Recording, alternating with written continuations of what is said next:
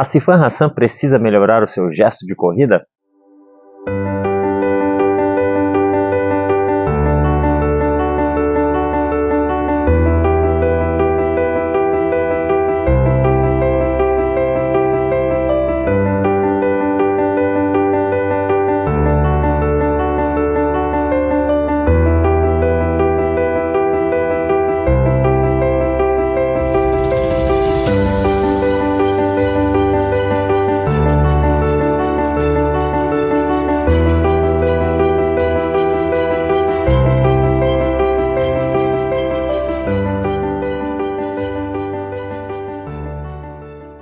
Fala pessoal, se você não me conhece, eu sou o Felipe Aracal, eu sou treinador aqui da Gemais Treinamento Esportivo, também sou maratonista amador aí nas horas vagas. Hoje eu voltei aqui para falar sobre essa questão que acaba surgindo muitas vezes para mim, em perguntas de alunos ou mesmo no Instagram, sobre o gesto esportivo, a biomecânica de alguns atletas. Nesse momento, em agosto de 2024, aí após os Jogos Olímpicos de Paris, o pessoal acaba levantando aí a questão sobre a Sifan Hassan. Mas já foi relacionada aí a Brigid Kosgei, a recordista mundial anterior aí, também sobre a Priska Jepto, que é mais das antigas. Então esse assunto acaba sempre surgindo e aí eu pergunto, você acha que essas mulheres maravilhosas aí precisam mudar o seu gesto, precisam melhorar a sua biomecânica? A resposta é um sonoro não. Eu, pelo menos, não tenho coragem de dizer isso. Primeiro porque eu não acredito que elas precisem melhorar mesmo, e segundo porque eu sou um pé de pano perto delas, né? Então, pessoal, esse assunto realmente sempre surge, já faz muitos anos que acaba surgindo, que alguns profissionais, isso é culpa de alguns profissionais que acabam colocando que você tem ali um gesto ideal, uma biomecânica ideal de correr.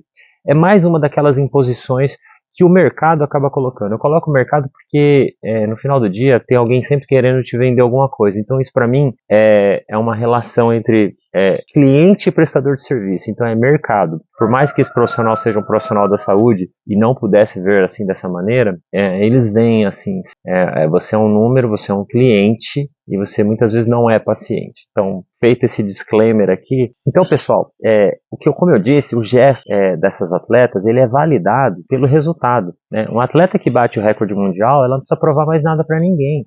Vez ou outra ainda surge algum especialista dizendo, mas se ela melhorasse essa mecânica dela, ela poderia fazer resultados ainda melhores. Isso também é uma inverdade.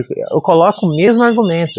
O resultado valida. Nada importa mais no esporte do que o resultado. O esporte ainda é validado pelo resultado. A mulher acabou de ganhar uma medalha de ouro nos Jogos Olímpicos de Paris. Você acha que ela precisa da opinião de um amador como a gente? É claro que não. A mulher correu 5 mil, 10 mil e a maratona olímpica, ela não precisa provar mais nada para ninguém. Então é o seguinte, Felipe, então isso quer dizer que qualquer um também não precisa mexer em mecânica, não tem nada para ajustar, tá tudo certo?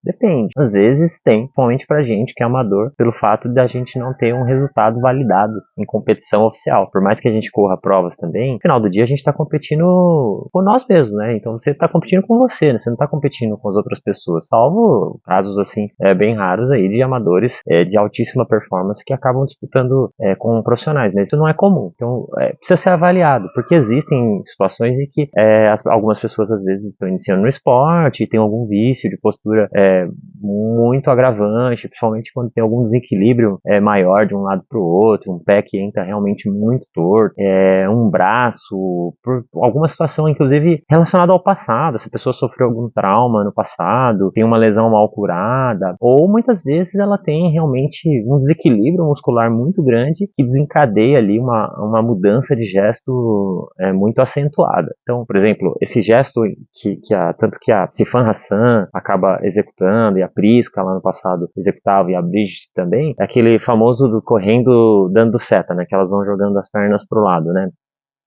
Como eu disse, no caso delas a gente não tem que fazer nada a não ser bater palma. Mas para amadores, de repente vale uma avaliação de biomecânica para ver se não tem algum desequilíbrio ali nos estabilizadores de pelve, ou se na região de isquiotibiais também não está faltando um pouquinho mais de força para fazer a a segurança, né, ou para manter ali o alinhamento de pernas, porque normalmente existe uma tendência grande, uma relação grande entre o desalinhamento de pernas, né, dos pés, para o famoso 10 para as duas, com um enfraquecimento de isquiotibiais, que seriam eles ali os responsáveis por manter um alinhamento de pés. Mas precisa ser avaliado, tá? Então, você precisa procurar um fisioterapeuta, um profissional da educação física, e ele vai saber te dizer se você tem alguma coisa que precisa ser trabalhada um pouquinho mais na sala de musculação. E aí é onde entra o ponto de uma segunda pergunta. Ah, Felipe, então você acha que, de repente, para corrigir alguma postura, os exercícios educativos que a gente vê o pessoal fazendo não são válidos? Na minha opinião, não são válidos para corredores de longa distância. E aí, corredor de longa distância, entenda, de 5.000 metros para cima, somos nós aí. Tá todo mundo dentro do mesmo balaio. Por que eu não acredito que exercício educativo funcione para nós? Porque, primeiro, que a duração é muito grande, né? Então, você vê ali o pessoal na pista fazendo exercício, skipping, ampersand, hopserlauf, todos esses soldadinhos, eles fazem por segundos, minutos no máximo. Como que você vai reproduzir isso por 2, 3, 4, 5 horas? Você é capaz de ficar ali mentalizando 5 horas aquele mesmo gesto? É óbvio que não. Lógico que você vai esquecer, você vai se distrair e não vai ter mais como, não tem referência, né? Porque a duração é muito longa e principalmente, né, o meu ponto contra os exercícios educativos é porque são movimentos que a gente não reproduz na corrida. Você já viu alguém fazendo aquela marchinha do soldadinho? Eu nunca vi ninguém correndo assim longa distância. Eu não entendo por que a gente tem que fazer isso, se a gente pode trabalhar de repente essa capacidade na sala de musculação, trabalhando força. Ali eu não estou trabalhando força. Por exemplo, o skipping, né? Ampersand, né? Que jogar o calcanhar lá atrás. A gente não corre desse jeito. Então, eu acho que não tem transferência. E aí, por que então os velocistas fazem? Aí muda totalmente. O ambiente deles é controlado. Correm numa pista de atletismo com marcação oficial dentro de uma raia, presos numa raia e com tudo milimetrado. Vocês já viram, por exemplo, o nosso querido Alisson dos Santos, o Pio, falando sobre a estratégia de corrida dele nos 400 metros com barreira?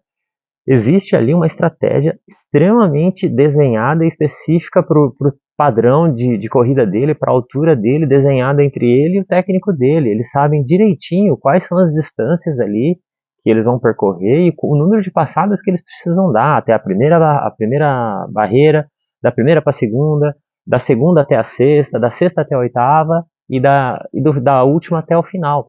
Então, porque as distâncias ali são bem conhecidas. Então, o Pio é um cara de quase 2 metros de altura. Então, eles calcularam qual é o tempo que ele leva para atingir ali a fase de corrida estável, né? Que é sair daquela aceleração do bloco para começar a ganhar projeção de tronco. A hora que ele está totalmente ereto, aí ele já começa a mudar o padrão de corrida dele. Então, ali mudam os números de passadas. Então, é tudo muito calculado. Tudo dentro de um ambiente muito controlado, e aí sim faz sentido eles fazerem muitos exercícios, porque aquilo ali dura 46 segundos, toda aquela prova. Então ele consegue reproduzir algo que ele decore, que ele se fixe em fazer, né? Mas é muito diferente, são esportes diferentes, embora a gente seja todo mundo aí, né? Nós sejamos todos corredores, são esportes muito diferentes, não tem como negar, né? Uma corrida de 400 metros, ela não tem nem comparação com uma corrida de 42.195 metros. Então, essa é a minha principal objeção em relação aos exercícios educativos. O ambiente nosso de rua não é controlado e a duração é muito longa. Mas então, como eu melhoro a minha mecânica, o meu gesto de corrida, se não for através da sala de musculação para esses casos específicos de algum desvio de padrão mecânico mais acentuado de um lado para o outro? Através da velocidade. Quando você tenta ser mais rápido, você obriga que seu corpo encontre um gesto de corrida mais otimizado. Correr mais rápido, pra gente, é muito desafiador. E isso vai obrigar o seu corpo a encontrar um gesto mais econômico. Quando você corre longa distância, a gente tem que sempre lembrar que a gente está tentando fazer ali uma gestão de energia e não de tempo. Ao contrário do que muita gente pensa, correr uma maratona tem tudo a ver com economia de energia e não de tempo. Você pode sair mais rápido e fazer uma poupança enorme de tempo na primeira meia. Você vai gastar ele todinho mais um pouco na segunda meia. Você tem que poupar energia, porque o gasto energético ele não é linear. Então, no final, o gasto tende a ser maior, então você precisa ter uma reserva. Por isso, ser mais econômico no jeito de correr é fundamental. E para isso, você tem que encontrar mais conforto nas zonas de velocidades mais altas, que que é o que pouca gente faz. Porque o que acontece com a maioria das pessoas é que elas migram de distâncias inferiores para as distâncias maiores muito cedo. E elas vão antes do tempo. Elas ainda não estão maduras o suficiente para fazer essa progressão de distância, de 5 para 10, de 10 para meia e de meia para maratona. E o que acontece é que elas ainda estão com o físico despreparado e principalmente as zonas de velocidade ainda muito pequenas, né? A amplitude de velocidades, né, é muito baixa, né? Você não tem ali uma grande variação entre, por exemplo, um ritmo de trote a um ritmo de 5K, é tudo muito próximo. Então essa pessoa naturalmente precisaria ter ficado mais tempo nos 5 quilômetros, se desafiando, melhorando ali as suas velocidades, para depois ir para as outras distâncias, tentando correr menos tempo possível. Porque quanto menos tempo você ficar, melhor.